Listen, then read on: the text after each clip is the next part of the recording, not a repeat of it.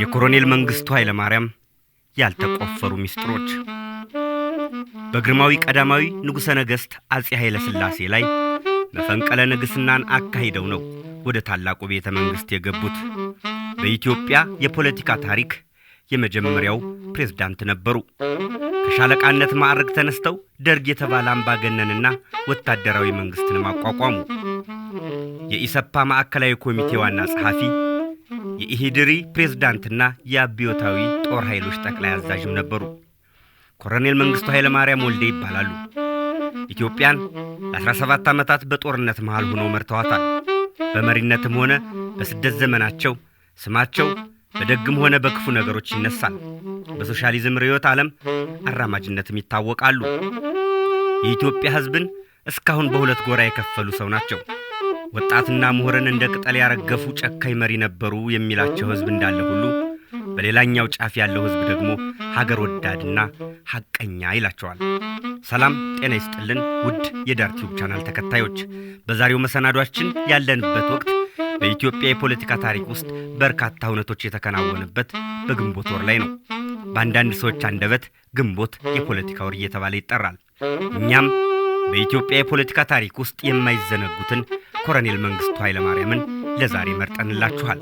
ኮሎኔል መንግስቱ ከሀገር ከመውጣታቸው አስቀድሞ የተከናወኑ ጉዳዮችን፣ መሪው ከሀገር የወጡባቸውን እውነታዎች፣ የጓድ መንግስቱ ከሀገር የወጡባቸው ሐሰተኛ ምክንያቶች፣ ከሀገር ሲኮበልሉ የፈጸሟቸውን ተግባራትና ኮሎኔል መንግስቱ ወደ ዚምባብዌ ሲጎበልሉ ምን ይዘው ወጡ የሚሉትን ሚዛናዊ ነገረ ጉዳዮችን ይዘን ቀርበናል።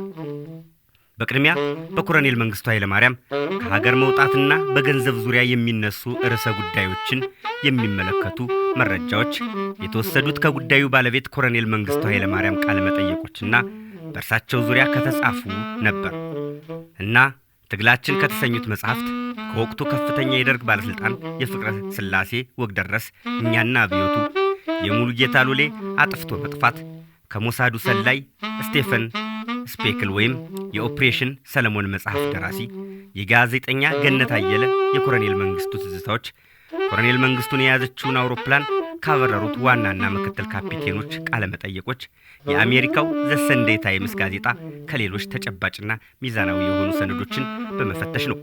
ኮሎኔል መንግስቱ ኃይለማርያም ወደ ዚምባብዌ የሄዱበት ሁኔታና በርካታ ሚስጥራዊ የገንዘብ ጉዳዮች ብዙዎቹን በአንድ እውነተኛ ምክንያታዊነት ላይ እንዳይመረኮዙ ሲያደርጓቸው ይታያሉ።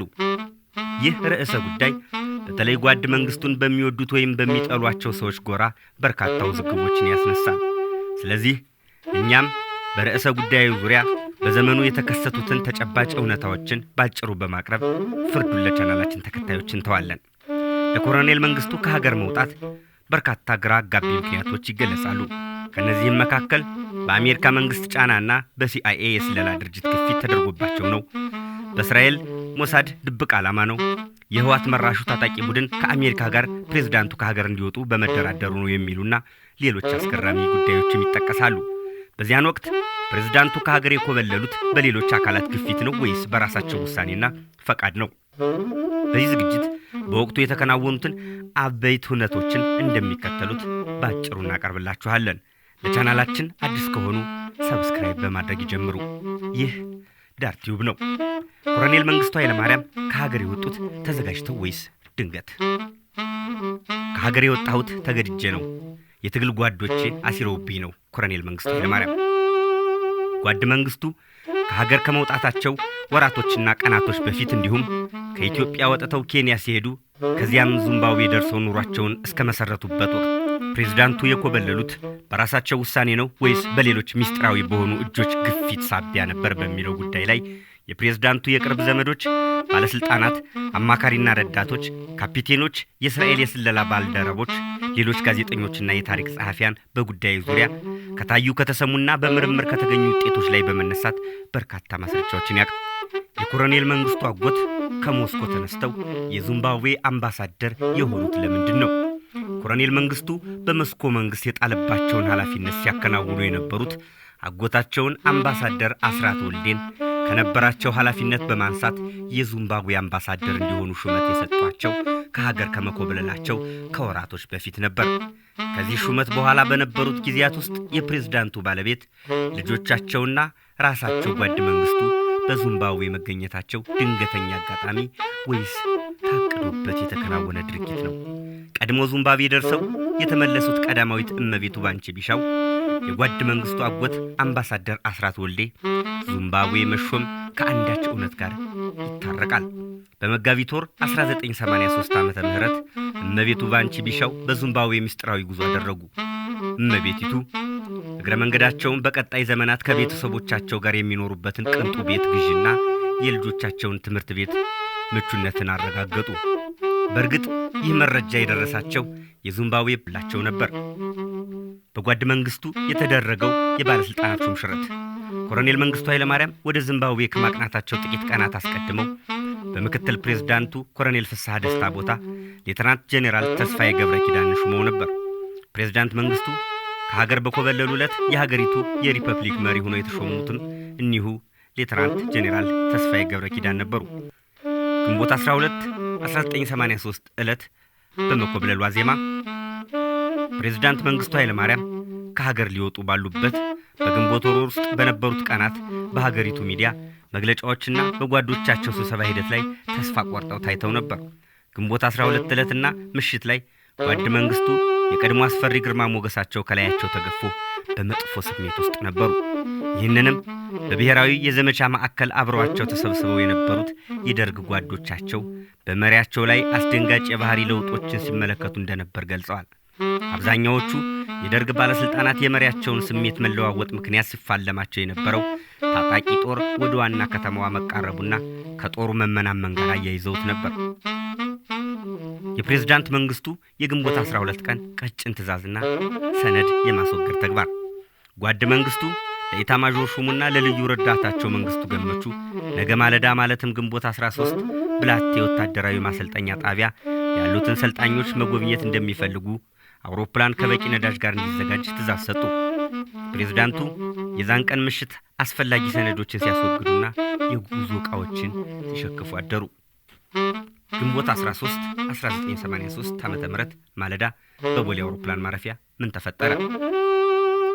የኢትዮጵያ አየር መንገድ ዋና አብራሪ የነበሩት በዛን ጊዜ ካፒቴን በቀድሞ የትግል ወቅት የአየር ኃይል ኮሎኔል መኮንን አደላና ምክትላቸው ካፒቴን ያሬድ ተፈራ በቦሌ ሲገኙ አውሮፕላኑ የት ቦታና ማንን ይዞ እንደሚያበሩ አልነገሯቸው። ከተወሰነ ቆይታ በኋላ የሚሄዱት ብላቴ ሲሆን የሚወስዱት ባለስልጣን ደግሞ ሌፍተናንት ጄኔራል ተስፋዬ ገብረ ኪዳን መሆኑንና ቀጣዩ ጉዟቸው አስመራም እንደሚሆን ተገልጾላቸው ጠርቀም ያለ ነዳጅ እንዲጭኑ ተነገራቸው። በዚች ቀን ኮሎኔል መንግስቱ ከልባቸው ለሚወዷቸውና እንደ እናት ልጅ ለሚያምኗቸው ለረዳት አማካሪያቸው መንግስቱ ገመቹ በዚያው በቦሌ አውሮፕላን ጣቢያ ሆኖ ከሀገር እንደሚወጡ ነግሯቸው ነበር። የብላቴ ወታደራዊ ማሰልጠኛ ጣቢያን አልፎ ኬንያ የተገኘው የፕሬዝዳንቱ አውሮፕላን የአውሮፕላኑ ካፒቴኖች ሚስጥራዊ ነው በተባለው ጉዟቸው የጠበቁትን ጄኔራል ሳይሆን ያልጠበቁት ኮሎኔል መንግስቱን ጭነው ብላቴ ሲደርሱ በፕሬዝዳንቱ አስፈሪና ለአደጋ በሚያጋልጥ ቀጭን ትዕዛዝ ሳቢያ የጉዞ ካርታቸውን ወደ ጆሞ ኬንያታ ሀገር እንዲያደርጉ ተገደው ኬንያ አየር መንገድ አረፉ። ይህ ጉዞ በአንዳንድ ፖለቲከኞች ዘንድ ለኮሎኔል መንግስቱ የራሳቸውን አውሮፕላን አስገድደው የጠለፉ መሪ የሚያሰኝ ስምንም አሰጥቷቸዋል። ይህንን አስደንጋጭ የፕሬዝዳንቱን ጉዞ የተሰጣቸውን የተሳሳተ የጉዞ መረጃ ቅጥፈት የተሞላበትን የባለስልጣናቱን ቅሌትና በዚያሽ ቀን ያለ ካርታ ከብላቴ ወደ ኬንያ እንዲበሩ የተገደዱበትን አስፈሪ ድርጊት የአውሮፕላኑ ምክትልና ዋና ካፒቴኖች በሰጧቸው ቃለ መጠይቆች ላይ ገልጸው የሀገር መሪ ተደብቆ ወጥቶ መሳሪያ የሚገዛው በየትኛው ዓለም ላይ ነው? ኮሎኔል መንግስቱ ኬንያ ሲደርሱ ከኢትዮጵያ ምክትል አምባሳደር መስፍን ረታ ጋር ተገናኙ። ፕሬዝዳንቱ በድንገት ኬንያ መምጣታቸው አምባሳደሩን አስደንግጧቸው ስለነበር ከስልጣን መነሳታቸውን ነግሯቸዋል። ጓድ መንግስቱ ግን ለኢትዮጵያ የሚበጅ ከሆነ ይሁን፣ ወደ ሰሜን ኮሪያ ሄጄ መሳሪያ ልገዛ ነበር። ታዲያ ኮሪያ ልሂድ ወይስ ዚምባብዌ ከተማ ሐራሬ ሄጄ ቤተሰቦችን ልቀላቀል አሏቸው። ከዚህ ከኮሎኔል መንግስቱ ንግግር በመነሳት ከሀገር የወጡት በህክደትና በሴራ ሳይሆን በሚገባ በታለመለት እቅድና በራሳቸው ፍላጎት መሆኑን መረዳት ይቻላል። ምክንያቱም ቀድመውና ተደብቀው ወደ ዚምባብዌ ከላኳቸው ቤተሰቦቻቸው ጋር የመቀላቀል እቅድ ነበራቸው። ጓድ መንግስቱ የተደራደሩበትም ሆነ የገዙት የጦር መሳሪያ አልነበረም። በወቅቱ በሄዱበት አውሮፕላን ተመልሰው ሀገራቸው የገቡት ፕሬዝዳንቱ ሳይሆኑ የእርሳቸው አጃቢ ኮሎኔል ደመቀ ባንጃው ብቻ ነበሩ። ጓድ መንግስቱ ደግሞ የመሳሪያ ሳይሆን የመሰደድ ፍላጎታቸውን ወደ ዚምባብዌ ኮብልለው በጥገኝነት በመኖር አሳክተዋል። የጓድ መንግስቱ ገመቹ የምስክርነት ቃል ምን ይላል? የኮሎኔል መንግስቱ ታማኝ ወዳጅ ሚስጥረኛቸውና ረዳታቸው የነበሩት ሞክሿቸው መንግስቱ ገመቹ ሲሆኑ በዚያን ዕለት የመሪያቸውን ከሀገር መውጣት በቤተ መንግስት ለነበሩት ለደርግ ባለስልጣናት ያረዱትም እሳቸው ነበሩ። ጓድ መንግስቱ ገመቹ ቀዳማዊት እመቤቱ ባንቺ ቢሻውና ፕሬዝዳንቱን በሁለት ቀናት ውስጥ ወደ ዚምባብዌ መሸኘታቸውን ገለጹ። አክለውም የፕሬዝዳንት መንግስቱ ልጆች ከእስራኤል ወደ ዚምባብዌ መጥተው እንዲማሩ ያደረጓቸው በጥር ወር 1983 ዓ.ም መሆኑን አቶ አስራት ወልዴ በሞስኮ ከነበራቸው ስራቸው እንዲነሱና በዚምባብዌ አምባሳደር እንዲሆኑ የተደረጉት ለዚሁ ዓላማ እንደነበር ለጓደኞቻቸው ተናግረዋል። ፕሬዝዳንቱ ከሀገር ለመውጣታቸው የሚያቀርቧቸው ክሶች ኮሎኔል መንግስቱ ለበርካታ ዓመታት ከሀገር ለመውጣታቸው የሚያቀርቧቸው ምክንያቶች በሌሎች አካላት ላይ የተጣሉ ናቸው። ከሀገር የወጣሁት ተገድጄ ነው፣ የትግል ጓዶች ያሲረውብኝ ነው እያሉ ሲምሉና ሲገዘቱ ነበር። በዚህ ሁሉ ሂደት መሃል ኮሎኔል መንግስቱ በጓዶቻቸው አማካኝነት ከሀገር እንዲወጡ ክህደትና ሴራ የተፈጸመባቸው የትኛው ክስተት ላይ ነው? የተወለዱበትና የኮበለሉበት ወቅት የተገጣጠመባቸው ጓድ መንግስቱና አስጨናቂ ግንቦት ወር። ለፕሬዝዳንት መንግስቱ የግንቦት ወር የመጨረሻው የቤተ መንግስት ቆይታቸው ነበር። ይህንን የሚያውቁት ግን እርሳቸው፣ ባለቤቶቻቸው ባንቺ ቢሻውና ልጆቻቸው፣ የቅርብ ረዳታቸው መንግስቱ ገመቹ፣ አጎታቸው አምባሳደር አስራት ወልዴና የቅርብ ወዳጃቸው ኮሎኔል ደመቀ ባንጃው ነበሩ። ይህንን ታሪክ አሳማኝ የሚያደርገው የፕሬዝዳንቱ ባለቤት ወይዘሮ ባንቺ ቀድመው ከሀገር ኮብልለው ወደ ዚምባብዌ ማቅናታቸው ነበር። ኮሎኔል መንግስቱና ባለቤታቸው ከሀገር የወጡት ምን ይዘው ነበር?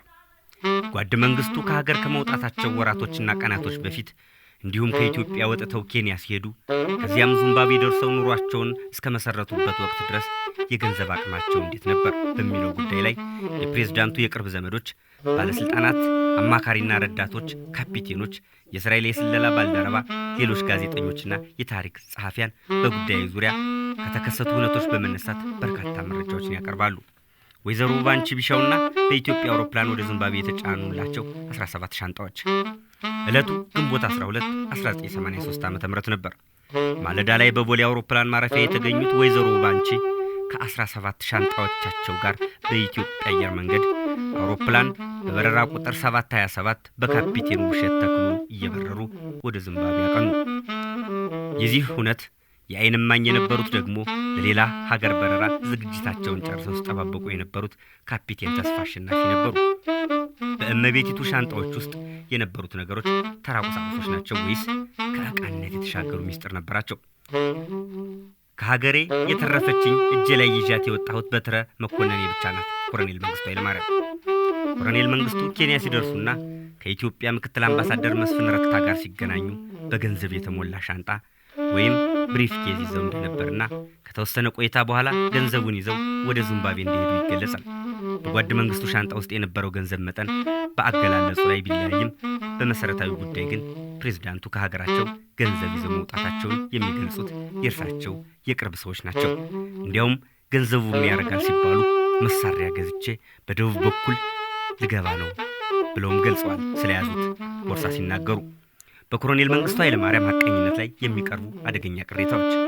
ጋዜጠኛ ሙሉጌታ ሉሌ በደርግ ዘመን የፕሬስ ድርጅት ዋና ስራ አስኪያጅ የነበረ ጋዜጠኛ ሙሉጌታ ሉሌ አጥፍቶ መጥፋት በተሰኘው ታሪካዊ መጽሐፍ ላይ በኢዮቤልዩ ቤተ መንግስት ተቀምጠው የነበሩ ዘውዶች፣ ኒሻኖች፣ ወርቆች፣ በዝሆን ጥርስ የተሰሩ ውድ ጌጣጌጦችና ለመንግስት የተሰጡ ውድ የስጦታዎች ወደ ሐረሪ ተወስደዋል ይላል። ጋዜጠኛው በዚሁ መጽሐፍ የፕሬዝዳንት መንግስቱ በዚምባብዌ ተቀማጥለው የመኖራቸው ትልቁ ምንጭ በስልጣን ዘመን ያገኙትን ከኢትዮጵያ ሕዝብ ጉሮሮ ላይ የነጠቁት ሀብት ስለመሆኑ መጠራጠር አያሻም በማለት ይሞግታሉ። ስቴፈን ስፒከል የሞሳድ ሰላይና የኦፕሬሽን ሰለሞን መጽሐፍ ደራሲ። ኮሎኔል መንግስቱ ኃይለማርያም ከኢትዮጵያ ከመኮብለላቸው በፊት ከአዶላ ወደ ውጭ የሚላከውን ወርቅ ሸጠው በግል የባንክ ካዝናቸው ማስቀመጣቸውን በአዲስ አበባ ከተማ ሲኤምሲ አካባቢ ለውጭ ሀገራት ዲፕሎማቶች ተሰርተው የነበሩት አፓርታማዎች ኪራይ ለቤተ መንግስት ሰዎች ገቢ ይደረግ ነበርና ፕሬዝዳንቱ ቤተ እስራኤላውያን ከኢትዮጵያ እንዲወጡ በመተባበራቸው ከ30 ሚሊዮን ዶላር በላይ ተከፍሏቸዋል የሚሉትን መረጃ አቅርቧል። ዘ ሰንዴይ ታይምስ ጋዜጣ በእንግሊዝ ሀገር ግንቦት 1983 ዓመተ ምህረት እትም ይህ በመላው ዓለም ሰፊ ተነባቢነት ያለውና አብዛኛውን ጊዜ በትክክለኛ መረጃ ላይ ተመስርቶ ዘገባዎችን የሚያዘጋጀው ጋዜጣ ኮሎኔል መንግስቱ ወደ ዚምባብዌ ሲገቡ ይዘውት ከነበረው 3 ሚሊዮን ጥሬ ብር በተጨማሪ በስዊስ ባንክ በ100 ሚሊዮን የሚገመቱ ዶላሮችን አስቀምጠዋል በማለት አስደንጋጭ መረጃን ለዓለም ሕዝብ አሰራጭቶ ነበር። ከዚህ ከመንግስቱ ኃይለማርያም ጋር በማያያዝም የገንዘብ ጉዳይ ላይ ሌሎች የታሪክ ጸሐፊያን በተጨማሪ ጥያቄዎችንና ሐሳቦችን ይሰነዝራሉ። በተለይ ጓድ መንግስቱ በዚምባብዌ ሀገር ጋንሄል በተባለው ስፍራ የገዙት እጅግ ዘመናዊ ውድና ቅንጡ መኖሪያ ቤት እንዲሁም ሰፊ የእርባታና የእርሻ መሬት የተገዛበት ገንዘብ ምንጩ ከየት ነበር? ይህ ሁሉ ቤትና ሰፊ መሬት የተገኘው እንዴት ነው? ፕሬዝዳንቱ በወቅቱ በማዕቀብ በደቀቀችውና እጅግ ድህነት በተጫናት ዚምባብዌ ውስጥ በድሎት የተሞላ ኑሮን የመሰረቱት እንዴት ነው? የሚሉትንና ሌሎች ሐሳቦችን ይሰነዝራሉ። ታዲያ የፕሬዝዳንቱ ከሀገሬ የተረፈችኝ እጄ ላይ ይዣት የወጣሁት በትረ መኮንኔ ብቻ ናት ተአማኒነት የሚኖረው በየትኛው ድርጊታቸው ላይ ነው? ለኢትዮጵያ የገቡትን ቃል ያፈረሱ ለገንዘብ እንዴት ይታመናሉ? ኮሎኔል መንግስቱ ኃይለማርያም በስልጣን ዘመናቸው አንድ ጥይትና አንድ ሰው እስኪቀር ድረስ እዋጋለሁ፣ አንዲት ኢትዮጵያ ወይም ሞት፣ ያለምንም ደም ኢትዮጵያ ትቅደም ብለው ነበር። ዳሩ ግን ጥይትም ሰውም ሳያጡ ሀገሪቱን ደም በደም አድርገው እሳቸው ቀድሞ ዚምባብዌ ከተሙ። በስልጣን ዘመናቸው አንዲት ኢትዮጵያ ወይም ሞት ያሉት አምባገነኑ መሪ ብዙዎቹን ትውልዶች ለሞት ገብረው በዚምባብዌ ተከተቱ።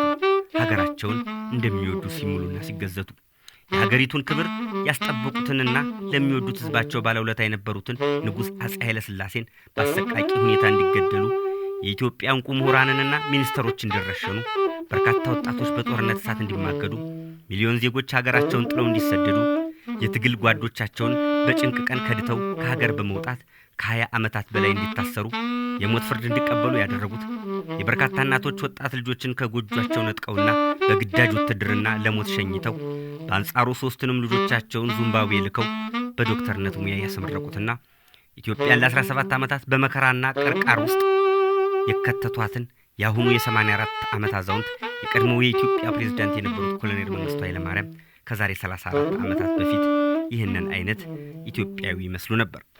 በኢትዮጵያ በክፉም ሆነ በደግ የሚነሱ መሪዎች ላይ ከግልብ ስሜት በጸዳ መልኩ ትክክለኛና ትውልድ የሚማርበትን ታሪክ የሚያበረክቱ ሰዎችን እንዲበዙልን እየተመኘን የዛሬ መሰናዷችንን በዚሁ አበቃን። በቀጣይ በየዕለቱ የሚቀርቡ እጅግ ማራኪ በርካታ ነገር ጉዳዮችን በሚዳስሱ አስተማሪ የሆኑ መሪዎችና ዝግጅቶች እንዲደርሷችሁ ቻናሉን ሰብስክራይብ በማድረግ ቤተሰብ ይሁኑ። በያላችሁበት ሰላማችሁ ይብዛ። ኢትዮጵያ በክብር ለዘላለም ትኑር።